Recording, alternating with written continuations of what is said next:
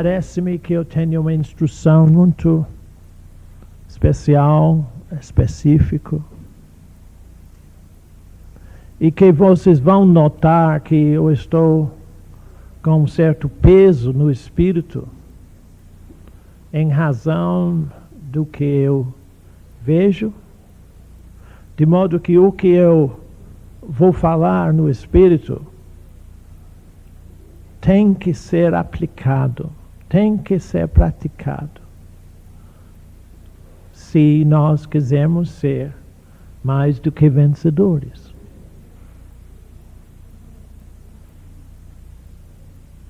Pai, nós agradecemos a Ti a Tua graça em nossas vidas.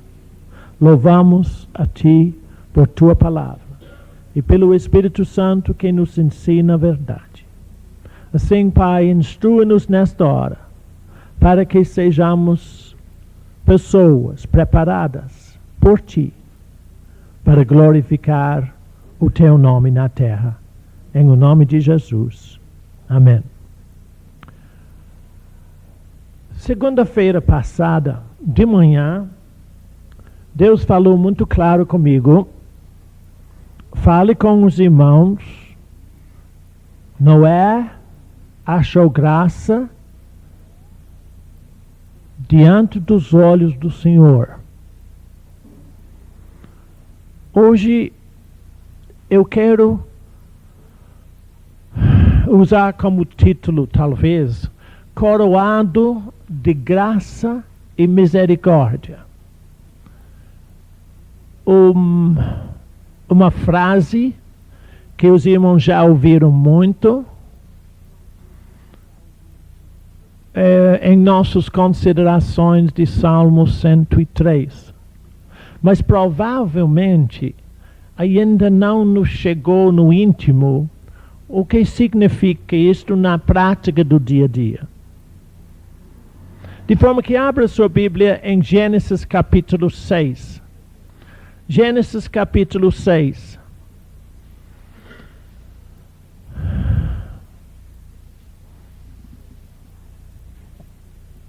Vamos ler a partir do versículo 5. Gênesis 6, 5. Vamos ler de 5 a 8. Gênesis 6, 5. Viu o Senhor que a maldade do homem se havia multiplicado na terra, e que era continuamente mau todo o desígnio do seu coração. Então se arrependeu o Senhor de ter feito o homem na terra, e isso lhe pesou no coração.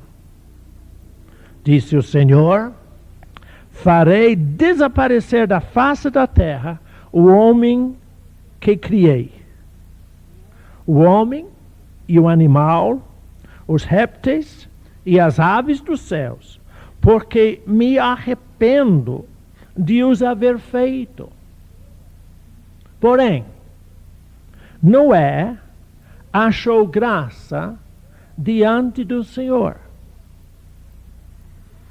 Para que os irmãos não ficam perturbados na mente a respeito dessa palavra que Deus se arrependeu, quando a Escritura diz que Deus não se arrepende.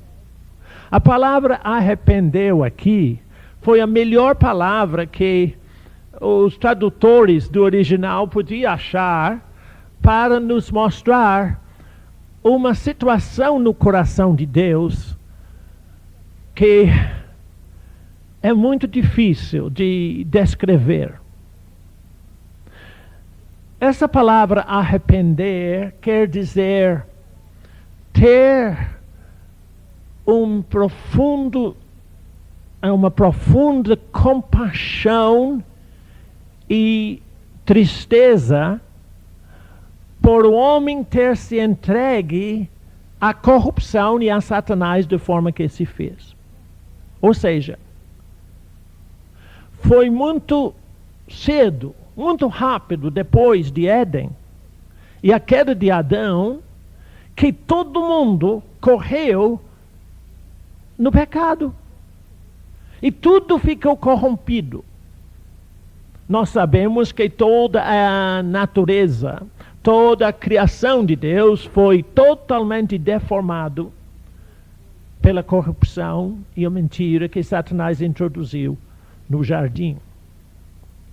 E para que você podia, talvez, entender um pouco melhor essa palavra arrepender, eu sinto no meu espírito que ela tem muito a ver com Romanos 8, quando fala de gemidos inexprimíveis do Espírito. A palavra gemidos é um sentimento profundo de pesar, ou não sei exatamente a palavra, de uma tristeza profunda pela deformidade que está em nossos corações.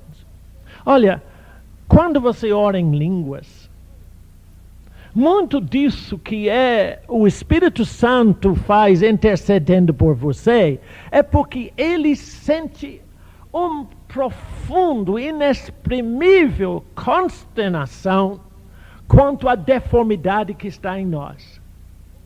Ou seja, a nossa rebeldia, a nossa desobediência, a nossa conformidade com este século continua. E isto pesa muito forte no coração de Deus. Então, quando Deus viu o homem e o mundo tudo corrompido, ele sentiu uma profunda compaixão. Por quê? Porque ele sabia que Satanás ia levar a terríveis consequências, a destruição total da terra. Diz aqui, eu destruirei, eu vou desfazer da minha criação. Claro que Deus não desfez de nada. O que acontece é que ele conservou um remanescente dos animais e do homem na arca, através de Noé, para que tudo não fosse desfeito. Mas observe você que o dilúvio foi consequência inevitável da corrupção que andava no coração dos homens. Diz que ele viu que todo o desígnio continuamente do homem era mau. E por que eu estou falando disso? Nós estamos nas vésperas de uma eleição.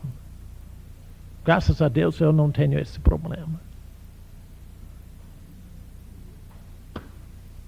Observe que a razão por que eu estou falando isso, eu sei que nessas últimas semanas, os irmãos observando notícias e ouvindo o que os homens dizem, estão se sentindo um pouco de insegurança e pensando como é que vai ser. Olha, se você viver em Deus, eu posso lhe dizer como vai ser. Salmo 91, 10. Nenhum mal vos sucederá. Ouviu? Agora depende de você viver na verdade de Deus. Agora, eu falei que vocês vão sentir a minha tristeza, porque dentro de mim, por eu saber as coisas que virão, eu estou sentindo uma necessidade, talvez, ou uma vontade quase que louco, de pegar cada um de vocês na minha frente e dizer: irmão, entenda onde você está em Deus. Compreende? Eu não posso viver a palavra para você. Eu só posso vivê-la para mim. Mas eu sei que para mim nenhum mal sucederá. Eu não vou atingido de forma alguma. Irmãos, é muito fácil você dizer, eu estou em Cristo, eu não estou em crise. Mas eu vejo que na hora que muitos irmãos falam, eu não estou em crise, eu estou em Cristo, mas vivem como em crise. Ou seja, são influenciados pelas circunstâncias ainda. O banco é importante para você, não é para mim. A economia, o que o governo brasileiro vai fazer em termos do nosso moeda, importante para alguns, não para mim. Não, claro, irmão Bernardo, não é para você, porque você tem dólar, você é inglês, recebe libra, eu não recebo nada disso, não tenho nada disso. Eu vivo do real exatamente como você. Só que o meu real não vem da economia brasileira, vem dele. É diferente, é real. É um real, né? Bem real. Estou falando rapidamente sobre isto. Para os irmãos que não têm entendimento de o que quer dizer viver na economia de Deus, muito tempo atrás eu escrevi esse livro, Mais Bem-aventurado. E diz aqui, bem no início, este livro tem por objetivo mostrar a você como viver na economia de Deus.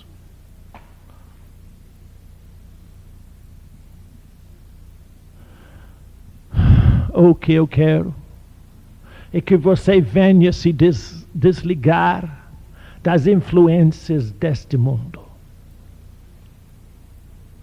Noé achou graça diante dos olhos do Senhor.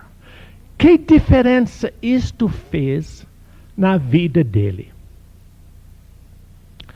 Eu citei bem no início que quando nós falamos em Salmo, o reino de Deus no coração humano, em Salmo 103, falamos que nós somos coroados de graça e de misericórdia. O que significa isso?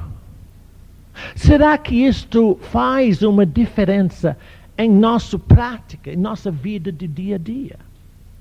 Ela faz toda a diferença, e por isso que Deus me levou no Espírito para esta situação, porque não é difícil a vocês entenderem que em razão de Noé ter achado graça diante do Senhor, ele não foi atingido pela violência do dilúvio. Se você ler os versículos anteriores a esses que eu li, você vai observar que naquele tempo os homens eram muito violentos. Irmãos,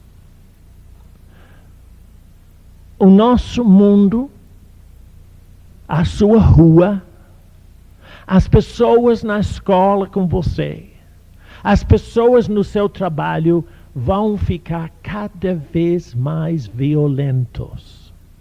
Porque o mundo está sendo apanhado num desespero total. Porque ninguém tem solução.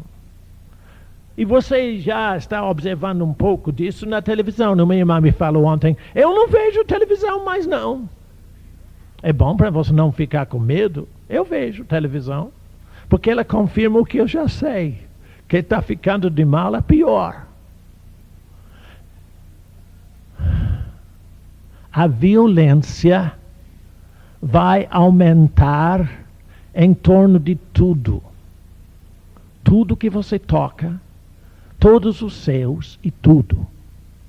É necessário que você saiba fazer o que Noé fez. Durante mais de 100 anos, ele preparou uma arca para a salvação sua e de sua família. Mas eu quero lhe afirmar uma coisa. Ele não foi salvo pela arca. Ele foi salvo pela graça de Deus na vida dele. Você não é salvo porque você está no Evangelho. Você é salvo porque Jesus Cristo pôs a sua graça em sua vida. Você é o objeto direto da graça de Deus. Claro, e o Evangelho é o resultado disso.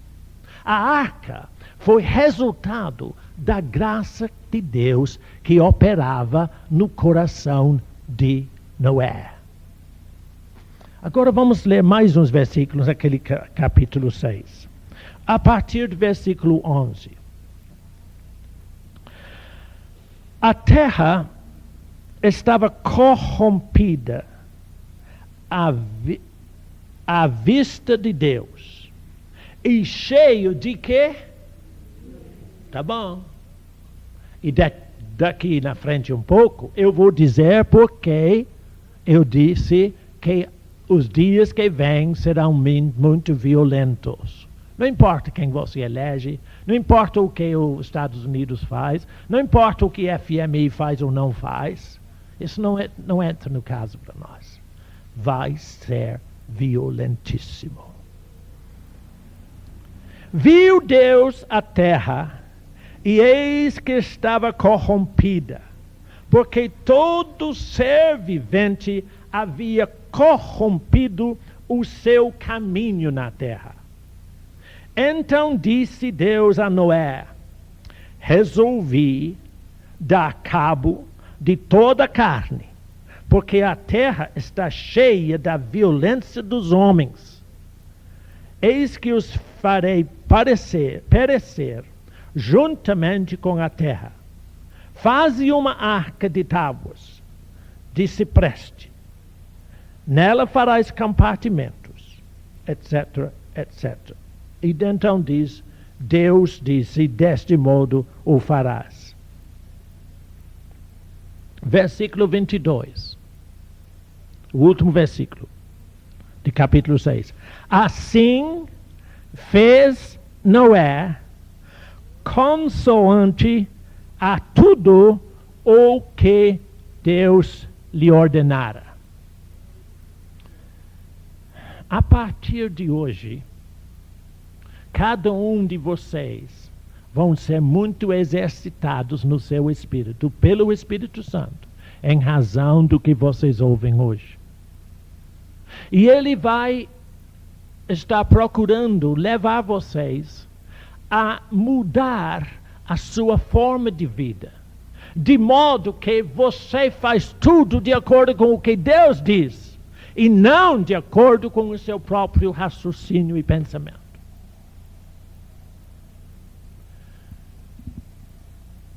Quem era este homem, Noé, que achou graça diante do Senhor?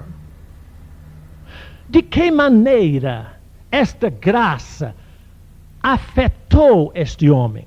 Porque se você entender isto, esta mesma graça de Deus que está sobre você, coroando você, vai afetar você do mesmo modo, exatamente do mesmo modo. Vamos ler o versículo. Só um instantinho.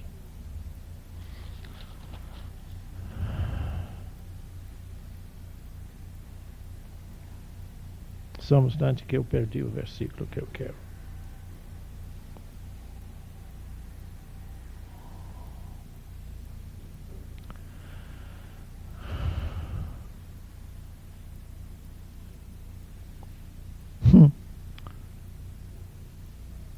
É difícil eu ver, mas em algum versículo aqui, no capítulo 6, me parece, diz que era o tipo de Noé, que era o tipo de homem.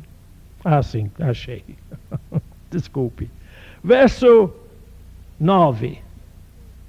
Verso 9, de capítulo 6 de Gênesis. Eis a história de Noé. Quando o Espírito Santo fala assim, ele está dizendo, está registrado a vida de Noé dessa forma, registrado no céu. Jesus não disse? Você sabe que tudo da sua vida está sendo registrado no céu. Tudo, tudo, tudo. Agora observe então o que diz. Eis a história de Noé. Noé era homem justo e íntegro entre os seus contemporâneos. Observe bem a frase, entre os seus contemporâneos. Ele não era um homem isolado do mundo. Ele não se fechou num lugar separado. Ele vivia todos os seus dias diante dos homens, como disse o Pedro, pregador de justiça, diante dos seus contemporâneos, mas sem ser tocado ou afetado por eles. Os seus pensamentos, a sua maneira de viver, não atingiu em nada a ele. Ele era homem justo e íntegro, que são os resultados de a pessoa ser coroado de graça e de misericórdia, como eu vou mostrar daqui um pouco. Mas observe o que diz ainda este verso 9. Noé andou com Deus.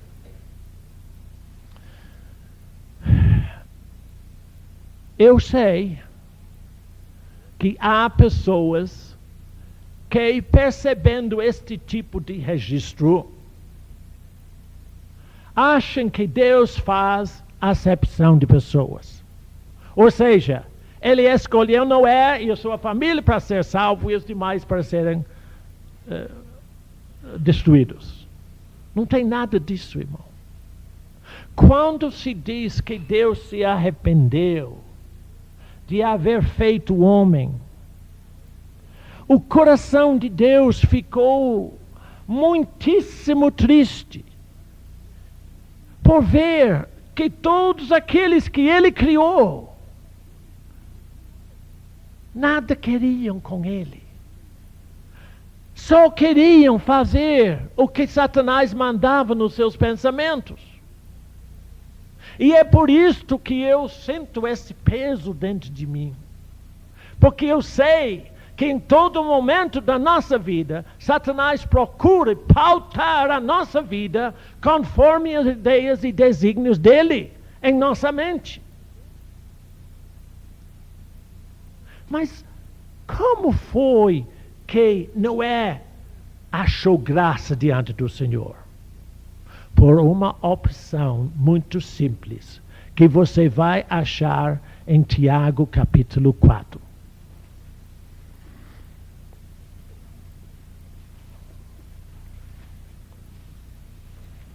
Tiago capítulo 4, bem no fim do Novo Testamento.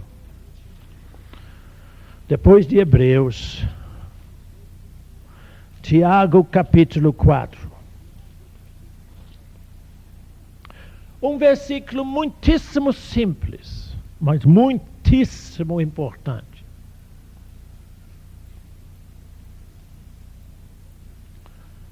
Tiago 4, 8.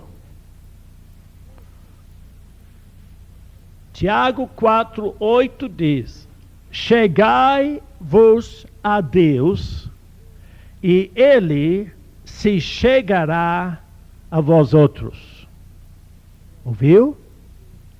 Chegai-vos a Deus, e Ele se chegará a vós outros. A razão por que Noé achou graça e foi salvo daquele dilúvio era porque ele optou por chegar-se a Deus. Ele decidiu no seu íntimo: eu vou fazer o que Deus quer. Eu vou ouvir o que Deus me diz. Eu vou andar nos caminhos de Deus.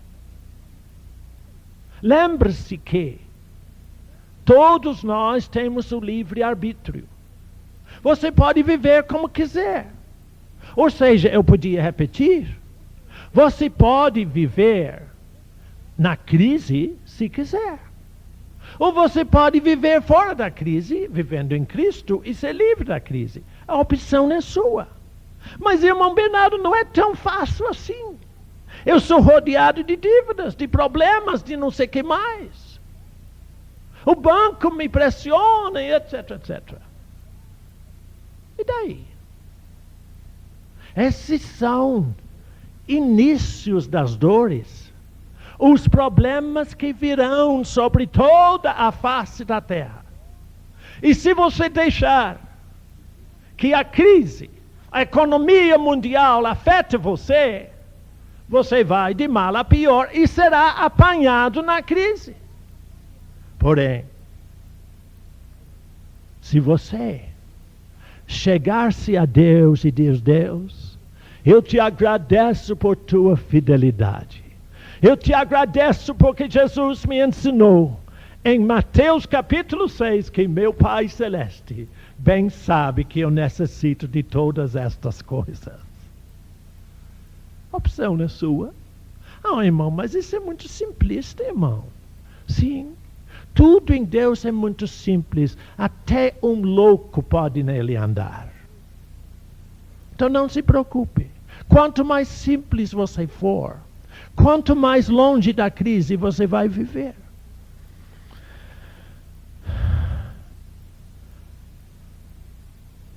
Há duas maneiras ou formas apenas de viver na vida. Observe bem quais são. Você pode viver na alegria ou na tristeza. Você pode viver na paz ou na angústia. É ou. A opção é sua. Mas como é que eu posso garantir, irmão Bernardo, que eu vivo e ando com Deus e eu vivo na alegria e na paz? É muito simples. Aceitar na sua consciência que o amor de Deus por você é tamanho que Ele coroou você de graça e misericórdia. Qual é o efeito prático disso? As duas coisas, a graça e a misericórdia, têm efeitos bem diferentes. Mas são todos duas verdades muito gloriosas. Observe que falando de Noé, naquele versículo 9 de Gênesis 6, diz que Noé era homem justo e íntegro. Você é pessoa justa e íntegra. E eu ouço alguém bater aqui e dizer: não sei se eu sou não, irmão Bernardo. Será que eu sou? Você é. Entende? Onde está a tua fé? Onde está a palavra na prática em sua vida? Vale ou não vale? Para mim vale tudo. E se Deus disse que eu sou coroado de graça e de misericórdia, esta graça e esta misericórdia tem que ter resultados práticos em minha vida. Não concorda? Não é? Não é? Verifica. Vamos olhar primeiro o que a graça faz. Eu falei com vocês que você pode viver na alegria ou na angústia. Por que eu falei de alegria? A palavra graça, pelos pregadores, tem sido interpretado como um favor ou bondade de Deus que você não merece. Mas a graça de Deus é muito maior do que um simples favorecimento da parte de Deus.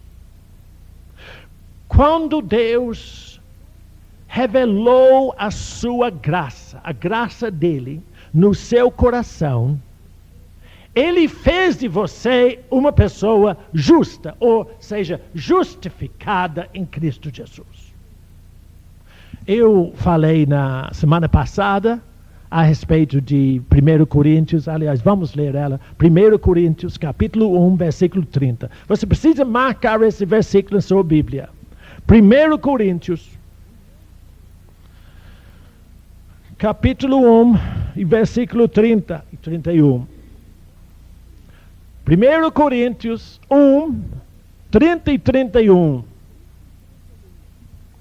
Eu gostaria que você lesse isso em voz alta em casa muitas vezes, até que essa verdade caia no seu coração e no seu entendimento, na sua consciência. 1 Coríntios, capítulo 1, e o versículos 30 e 31. Mas vós sois dele, em Cristo Jesus, o qual se nos tornou da parte de Deus sabedoria e justiça e santificação e redenção, para que, como está escrito, aquele que se gloria, glorie-se no Senhor. Eu disse que quando Deus revelou a sua graça, o amor perfeito dele em seu coração, esta graça deu você a condição de viver continuamente na alegria de ser justo perante de Deus. Você é justo e justificado como se nunca tivesse feito erro, pecado algum. Lembra-se que quando você aceitou Jesus, tudo passado passou. Você é nova criatura em Cristo Jesus. Eis que tudo se fez novo. O fato de Deus ter colocado a graça dele em sua vida significa que nenhum mal pode te atingir.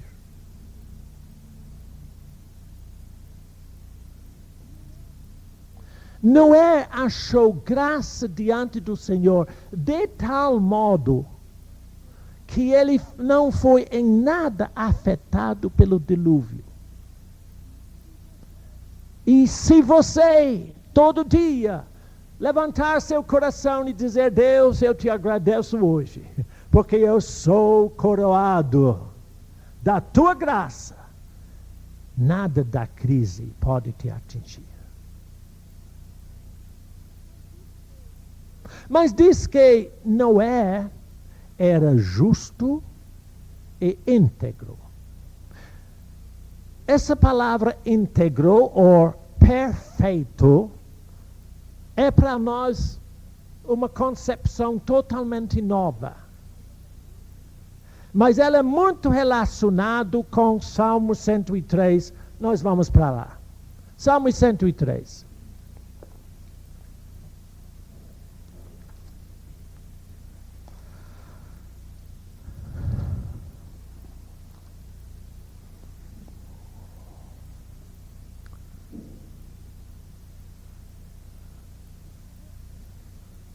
Você, como nós acabamos de dizer, é coroado de graça, que faz você uma pessoa justa, justificada por Jesus Cristo.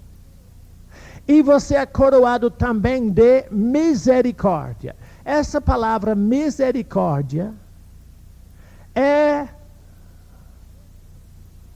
a expressão e força da compaixão de pai e mãe, que é seu Deus. Deus é seu pai, sua mãe, em ternura, em cuidado para com você.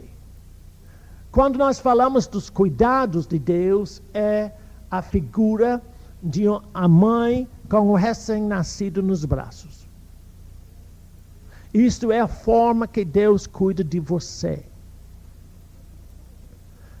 Mas eu falei que a misericórdia faz com que você é diante de Deus pessoa íntegra, perfeita.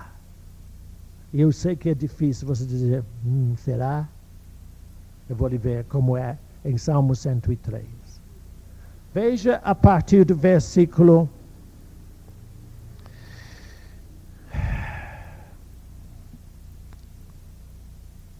10. Versículo 10 de Salmo 103. Deus não nos trata segundo os nossos pecados, nem nos retribui consoante as nossas iniquidades. Versículo 13. Pois, como um pai se compadece de seus filhos, assim o Senhor se compadece dos que o temem, pois Ele conhece a nossa estrutura e sabe que somos pó.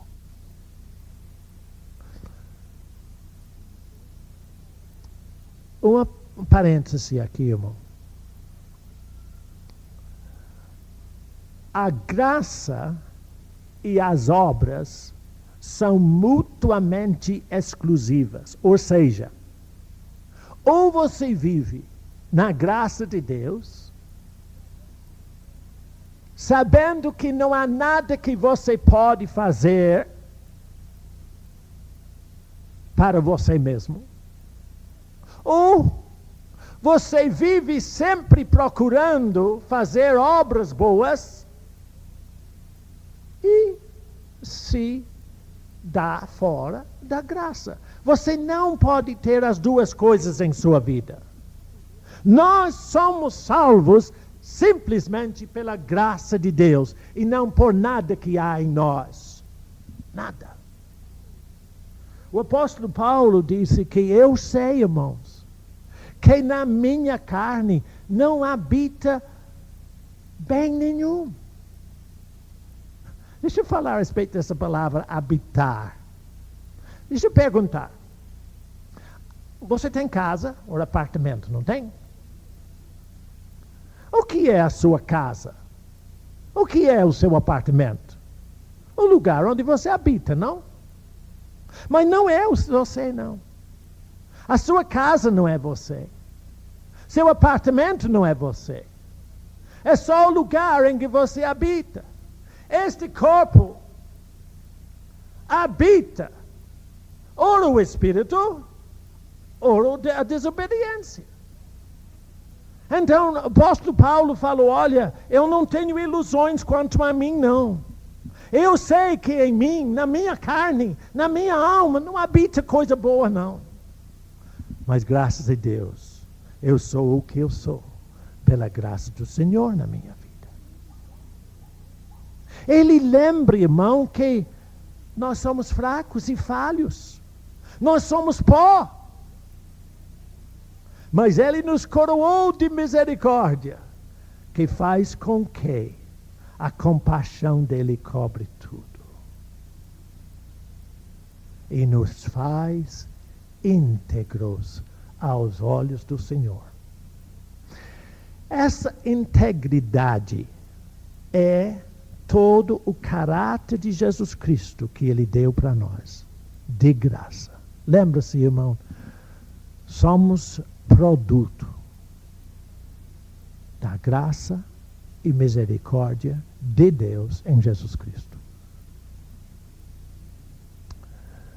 Ouvindo muitos pregadores, e eu sei que há muitas pessoas que sofrem lá fora por causa dos pregadores e uma igreja que está sempre julgando a eles. Irmãos, você e eu temos de viver de forma diferente.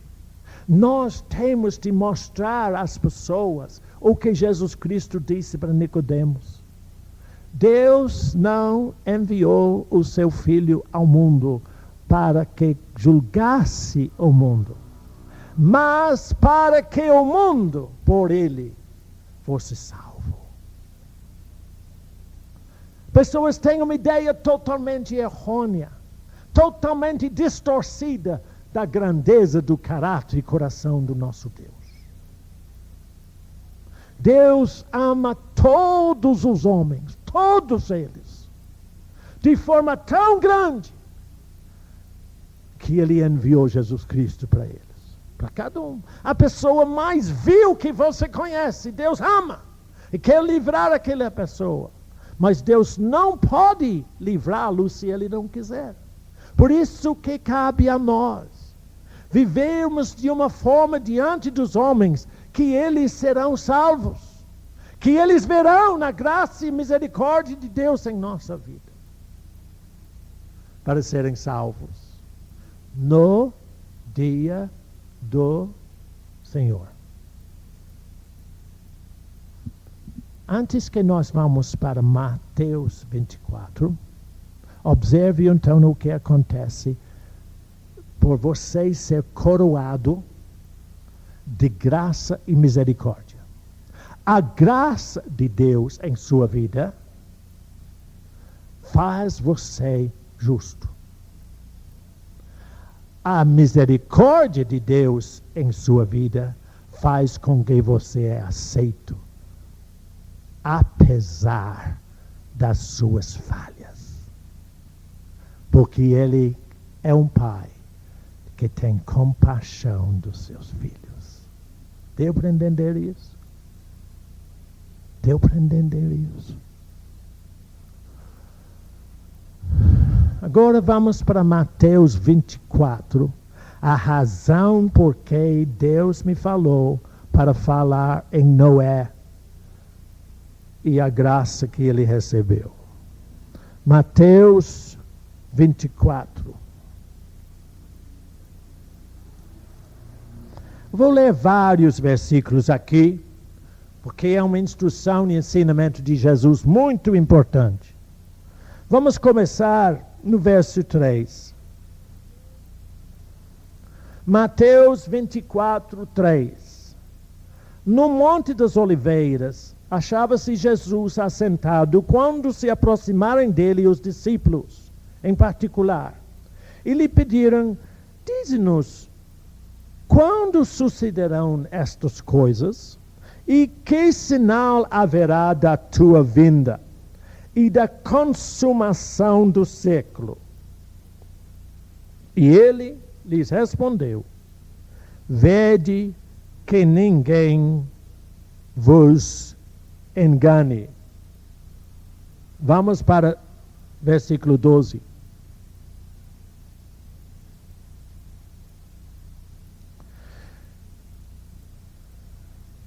Versículo 10. Nesse tempo, muitos hão de se escandalizar, trair e odiar uns aos outros. Levantar-se-ão muitos falsos profetas e enganarão a muitos. E por se multiplicar a iniquidade, o amor se esfriará de quase todos. Observa. Aquele, porém, que perseverar até o fim, esse será salvo. E será pregado este evangelho do reino por todo o mundo para testemunho a todas as nações. Então virá o fim. Agora o versículo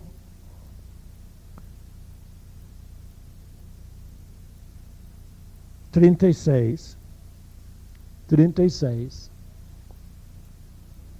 Mas, a respeito daquele dia e hora, ninguém sabe, nem os anjos dos céus, nem o Filho, senão somente o Pai.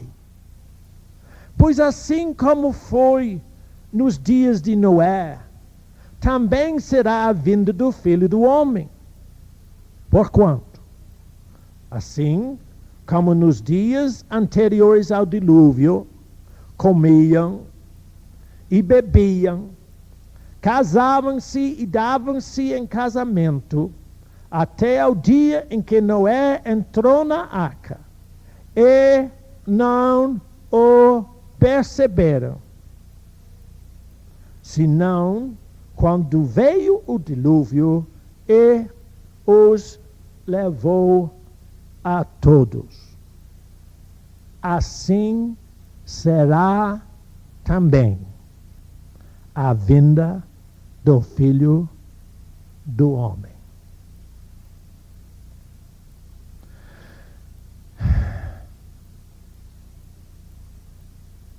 Estamos iniciando o que nesse capítulo Jesus chama de o princípio das dores.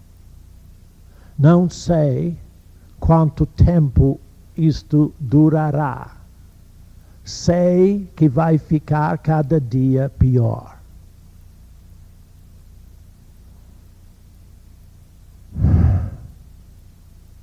No tempo de Noé, ele pregou por mais de 100 anos. Deus podia ter salvo Noé do dilúvio ou de qualquer destruição sem a arca. Mas havia um motivo por ele mandar fazer a arca. Era porque Deus era tão longânimo para com os homens que ele precisava de um testemunho vivo para todos os homens saberem que o seu procedimento estava errado. Olha 1 Pedro, acho que é capítulo 2. Vamos lá. 1 Pedro, vou ver se eu acho isso.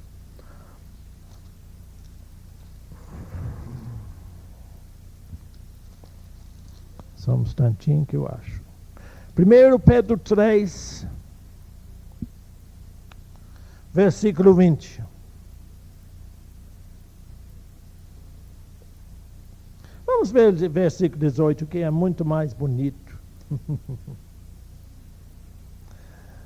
Também Cristo morreu uma única vez pelos pecados, o justo pelos injustos, para mim, para você, para conduzir você, para conduzir a mim. A quem? A Deus. Mortos, sim, na carne, mas vivificado no Espírito, no qual também Cristo foi e pregou aos espíritos em prisão, os quais muito tempo foram desobedientes, quando a longanimidade de Deus aguardava nos dias de Noé, enquanto se preparava a arca.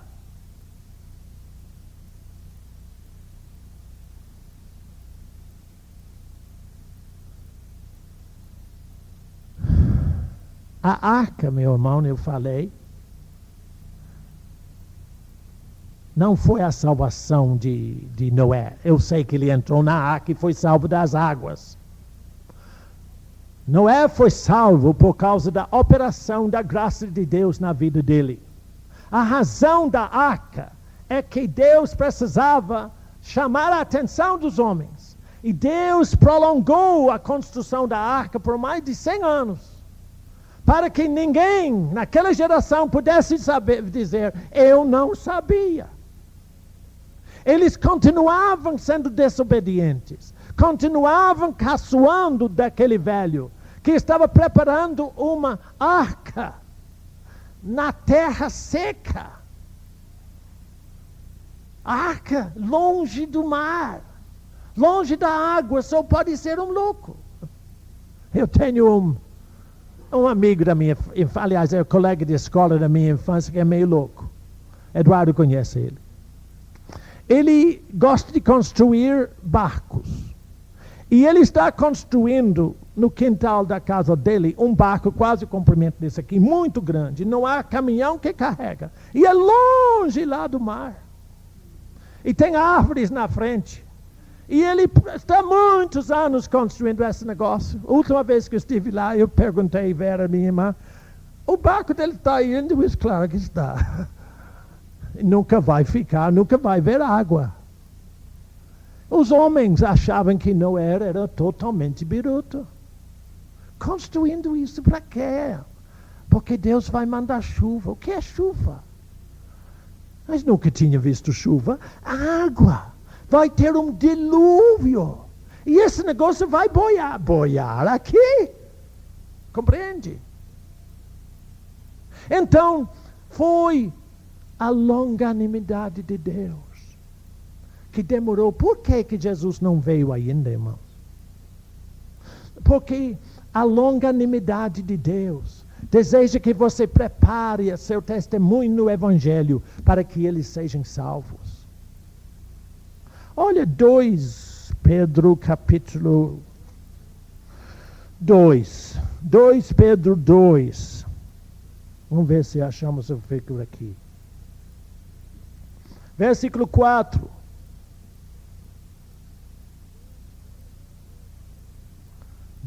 Pedro 2, 4. Ora, se Deus não poupou os anjos quando pecaram, antes precipitando-os no inferno, você sabe que o inferno não foi preparado para homem algum. Ele foi preparado para o diabo e seus anjos desobedientes. Só. Os entregou a abismos de trevas, reservando-os para juízo. E não poupou o mundo antigo, mas preservou a Noé, pregador da justiça. Todo dia que Noé foi trabalhando na arca, construindo a arca, ele estava pregando a justiça de Deus. Ele estava, em efeito, dizendo: gente, sai dessa destruição em que vocês vivem. Larga todo esse caminho corrompido e volta-se para Deus, pois Ele é grande em perdoar. Mas não querem ouvir. E Deus continuou durante mais de 100 anos. E eles continuaram desobedientes, caçoando dele. Mas chegou o dia quando não tinha mais jeito. E Deus disse para Noé: Noé, entre na arca. E Deus fechou a porta. E o dilúvio os levou a todos. Veja, irmãos, que é dessa forma que Deus ama a humanidade e procura na sua graça e longanimidade salvar a todos. Mas cabe a cada um de nós, que somos coroados de graça e misericórdia, viver o Evangelho de tal forma diante deles, que eles possam saber que este é o único caminho para Deus. Hebreus capítulo 11, aquele capítulo de fé, também fala de Noé. Versículo 7. Hebreus 11, 7.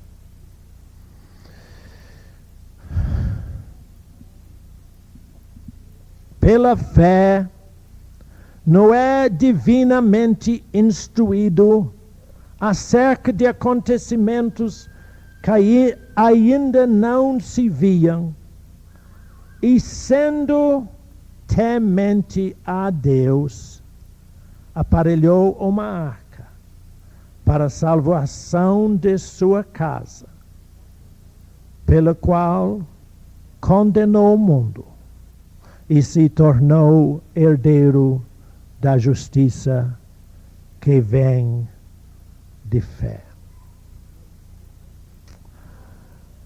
Eu estou quase concluindo o que eu quero lhe dizer. Mas há uma parte disso que me preocupa muito.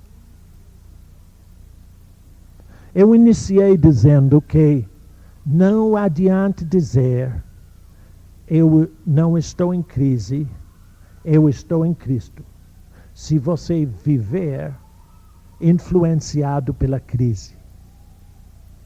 Não adianta dizer: Eu vivo na economia de Deus. Se você depende da economia deste mundo. Noé preparou a arca, viveu e andou com Deus pela fé, ouvindo atentamente todos os dias a instrução do Senhor. E Deus deu a instrução a ele todo detalhadamente, como Deus dá para você a instrução de todo dia, como você escapar da violência da vida que há de vir. Eu desejo, e Deus quer, que cada um de nós vivamos fora das crises e vivemos em Cristo, seguros, equilibrados, ajustados com a graça de Deus em nossa vida. Mas observe que isso tem um cunho muito prático. E eu vou levar você para o que eu chamo-se o síndrome da mentira. Atos, capítulo 5. E com isso eu vou concluir. E eu vou convidar a Glória a ler uma carta para nós que nós recebemos ontem.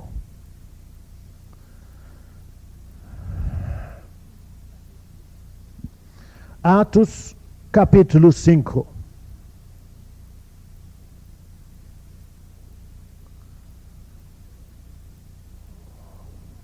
Muito conhecido, pouco entendido, e eu espero que nós entendamos no Espírito como fugir disso.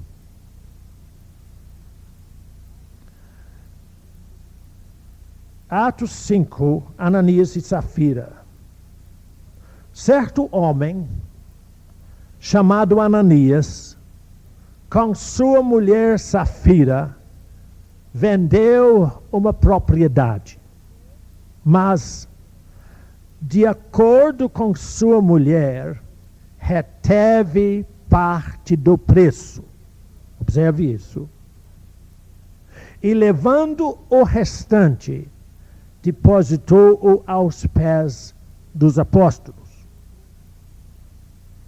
Então disse Pedro: Ananias, por que encheu Satanás o teu coração para que mentisses ao Espírito Santo, reservando parte do valor do campo?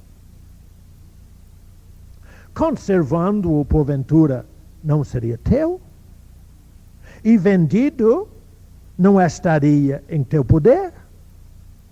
Como, pois, assentaste no coração este desígnio? A mesma palavra que é usado quanto à corrupção nos dias de Noé, o desígnio dos corações dos homens. Não mentiste aos homens, mas a Deus.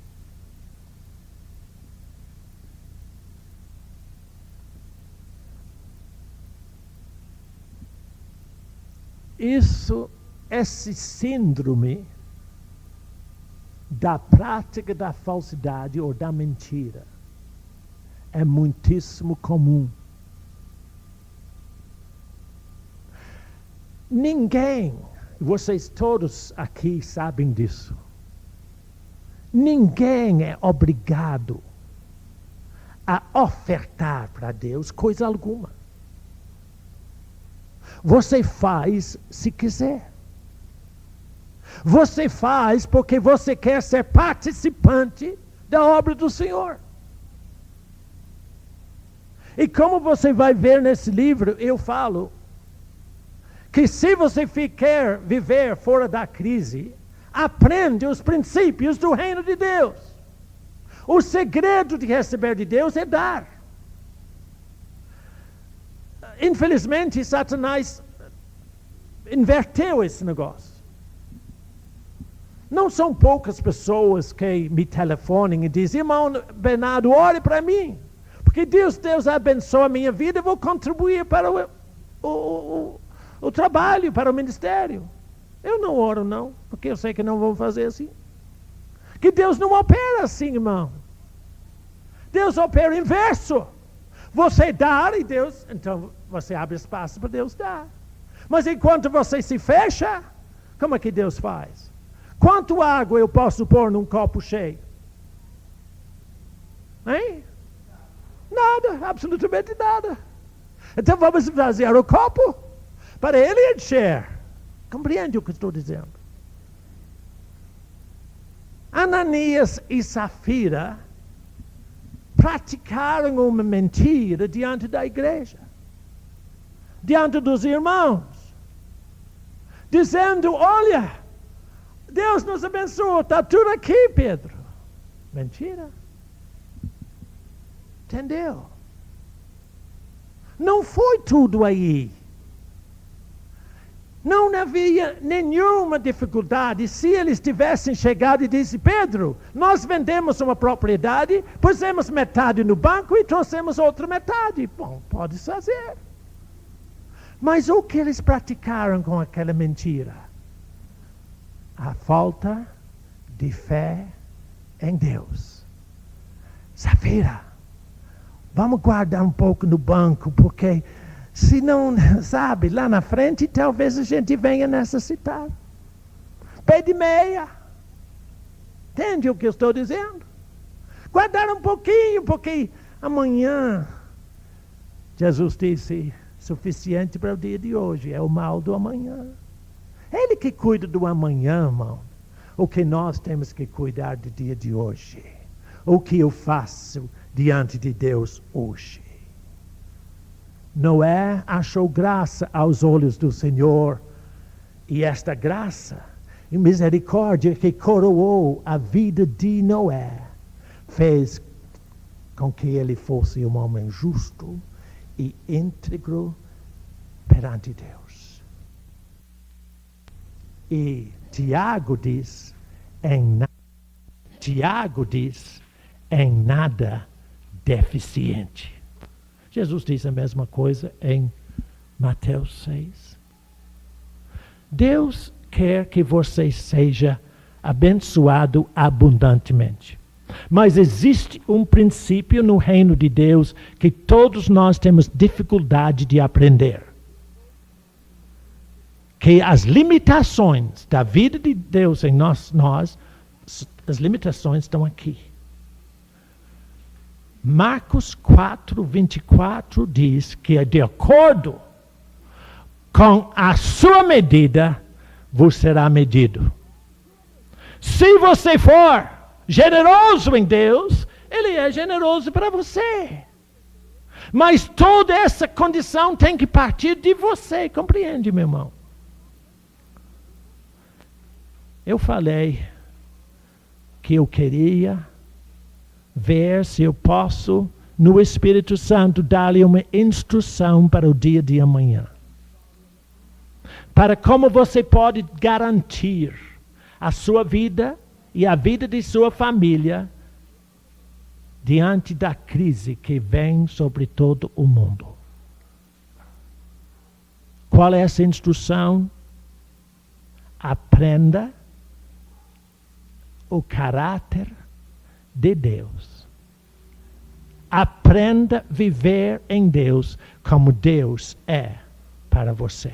Ou seja, seja abundante em tudo que você fizer em Deus, para que você possa realmente entender o que Jesus disse. Eu vim para que vos tenha vida e vida em abundância. Diga-me, irmão, o que é abundância a modo de Deus? Difícil, né? A nossa cabeça não dá. Se Ele, Deus, diz que Ele quer que você viva abundantemente, tem que ser algo muito além do nosso entendimento. Graças a Deus, Ele nos coroou de graça e de misericórdia para nos livrar do dia mau. E para que, no meio da crise, estamos seguros em Cristo, porque é Ele que tem controle sobre tudo. Glória, eu gostaria que o senhor viesse aqui, por favor. A Glória vai ler para nós com muito calma. Sim, vai falar ali? Pois não, pode ficar ali então, é mais fácil. A Glória vai ler uma carta. Enquanto ela lê essa carta, que é de uma irmã que eu não conheço, ela me conhece, mas eu não conheço a ela. Eu quero que você observe como Deus guia, como Deus leva uma pessoa que é fiel a Ele. Porque o que Deus fez nessa vida dessa irmã, Ele quer fazer na vida de cada um de vocês. Exatamente da mesma forma. Ninguém é melhor do que os outros. Compreende o que eu digo? É necessário que você viva de acordo com os princípios em Deus. É melhor Glória ali ou quer mais luz para ela?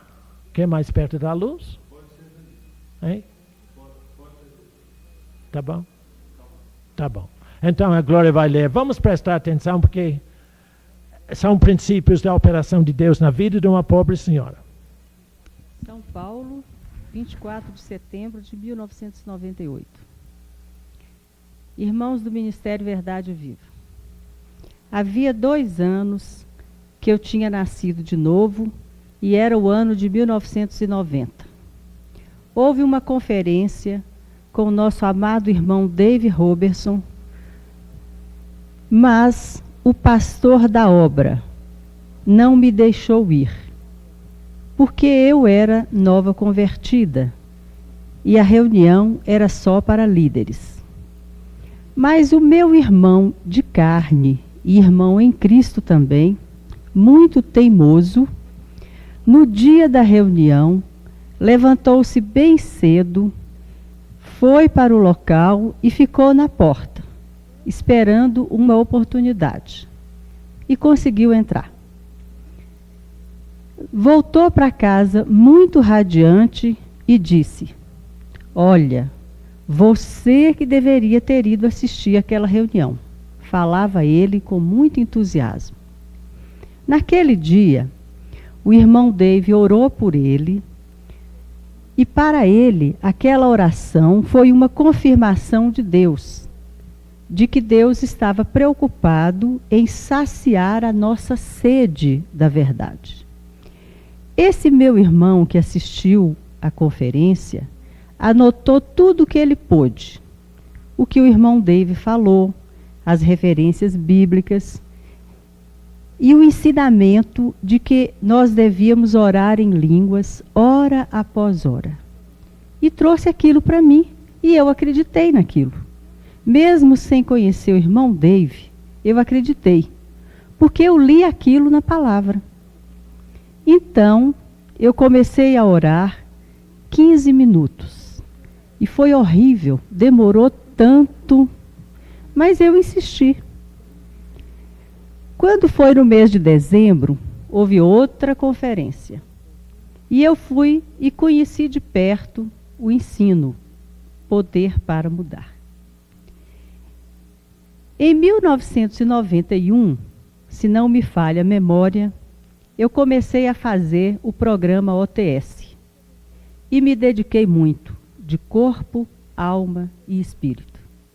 Resumindo, em 1993, depois de 2 anos orando, ia tanta gente comigo na igreja que todos ficavam espantados.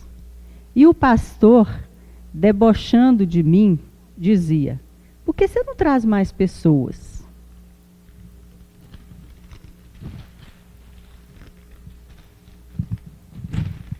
Eu respondi para ele: "Um ônibus resolveria?"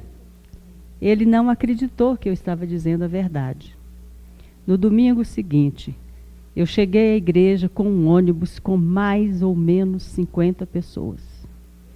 E o Espírito Santo encheu esse ônibus todos os domingos durante 1 ano.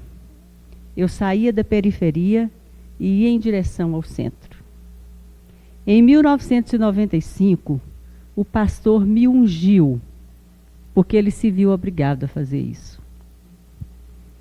Comecei com essas pessoas, então, algo mais sólido. E Deus cobrou de mim tudo que eu tinha aprendido, tanto no OTS como nas conferências. Então, eu me desliguei do pastor, ou melhor, do ministério dele, porque ele não aceita a oração em línguas, hora após hora. Hoje, já existe o povo da promessa, legalmente registrado e aceito no coração de Deus. O meu marido, que era alcoólatra desde os 13 anos, e hoje tem 51 anos, e bebeu até os 49, chegou à beira da morte, foi libertado por Jesus. O meu filho de 20 anos, criado no Evangelho, mas experimentou drogas até os 14, e não parou, até que aos 18 anos, Jesus também o libertou.